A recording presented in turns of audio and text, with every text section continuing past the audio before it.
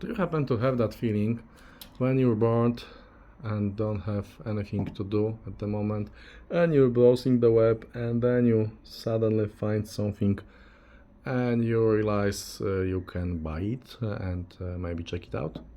Because that's what's happening to me sometimes. And Aiyima A07 Pro is the result of such a boredom that I had about 2 weeks ago. I had a few Aiyima products earlier. I liked some of them, I hated some of them. I liked Aiyima A07, but I sold it because it was lacking tone controls. So when I realized that Aiyima has produced another A07 model flavor, this time called A07 Pro, with tone controls and with interchangeable opamps that I've covered in another video, I was interested. And what tipped my interest to buy this thing was that I actually happened to see it on sale on AliExpress. And it was quite cheap. It was actually cheaper than my Fosi Audio BT20A Pro, which I'll be comparing with this unit in another video. But this one is for reviewing this amplifier, this neat little nice amplifier. Okay, so first, what's in the box? You get typical Aiyima box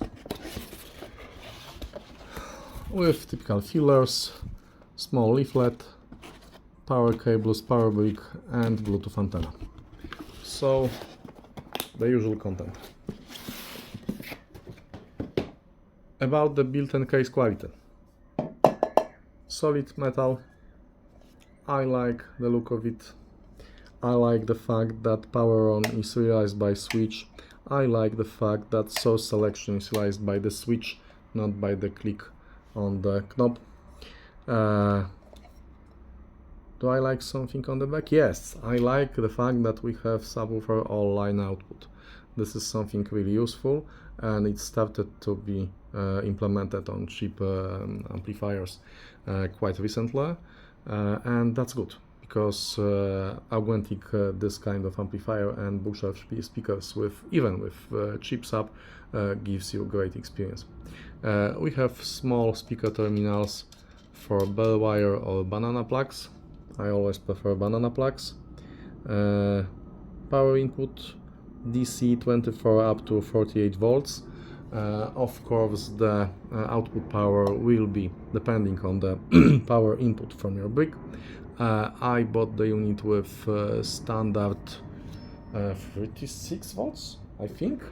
I have it here. I forgot that I have it here. Okay, let's disconnect this one because it won't be helping us. Okay, power brick. Yep, 52, not 56, 52 volts, 5 amperes. The other one sold with the unit is 48 volts, so it's more powerful, which should mean that you'll have more output power for your speakers. But in this configuration, I think it's about 40 or 50 watts into 8 ohms, and it's plenty enough for my needs. I am not listening to any kind of music loud enough to require 200 watts or 300 watts or whatever. So, what I like about the knobs? The first thing is that they're here. I like amplifiers with tone controls because I don't know anyone who would have ideal listening room available. So it's always good to be able to correct something with treble and bass controls. These ones are nicely implemented because you have 0 marked at the top, so you're not wondering whenever it's on the outside or in the middle or whatever. But they are lacking this small stopping place in the middle, so you cannot feel where the neutral position is. And moreover, it's like, and where the neutral position is now. So I'm always trying to place this knob so it will point the minus, because it looks like a symmetry goes to point on the plus. No, I did point it right. Okay, now the most, maybe not yet. What else? I've done another video on this interchangeable opamps inside. Yes, the components inside, the capacitors, inductors are high quality components. You actually have some Nichicon capacitors inside, and that's really good because they can affect and they do affect the sound. The Nichicons are one of the better ones I've heard. Yes, you have sockets for your opamps. You have 5 opamps to change, to replace with the ones that you love. So you can change the sound signature to your liking. But to my surprise, the factory included 553 tools are, in this particular implementation, sounding really good. I will replace them with something better, but this basically means that the rest of the elements, the rest of the parts inside are of good quality. So this is something good. And now to the sound quality itself. I've tested this with Martin Logan Motion 55 XTI speakers. I've tested this amplifier with Wharfedale Diamond 12.3s, white towers that I have downstairs.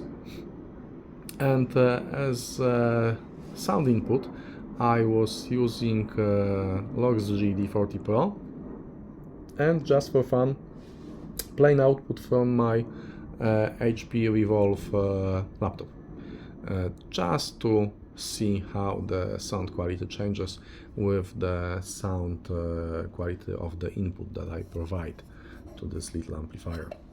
Yes, it has Bluetooth. Yes, it has aptX. I'm usually not very informative about Bluetooth because I usually don't use Bluetooth in my equipment. If it's there, it's nice. I can use it to play some music to my daughter, but I'm not using the Bluetooth for any critical listening. Okay, now up to this. Let's talk about the sound quality. It's great. It's amazing what you can get for so small amount of money these days. A couple of years ago, I think 2 years ago, Aiyima A07 was a revelation. You can see the thread on the Audio Science forum with measurements for that amplifier, and it was very clean, and it was very transparent with very small THD and high SNR ratio, especially for the price. This one, to my ears, is better, it's cleaner, it's more transparent. I'm betting this comes from the fact that we have better quality parts inside than it was with A07. Yes, we can tune the sound to our liking with tone controls, but even if even when in neutral position, the sound is very nice, very transparent, very balanced, and very airy. So I was surprised because I was expecting this to sound okay and great after changing the opamps.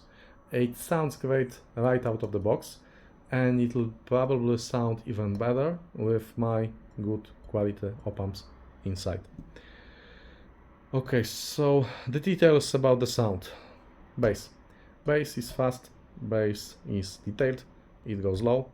The bottleneck were my speakers, not the amplifier. The mids and the highs are flat. There is no V-shaped sound. The mids, well, the best thing you can say about the mids is that they're there. I mean, they are not in front of your face, they are not recessed.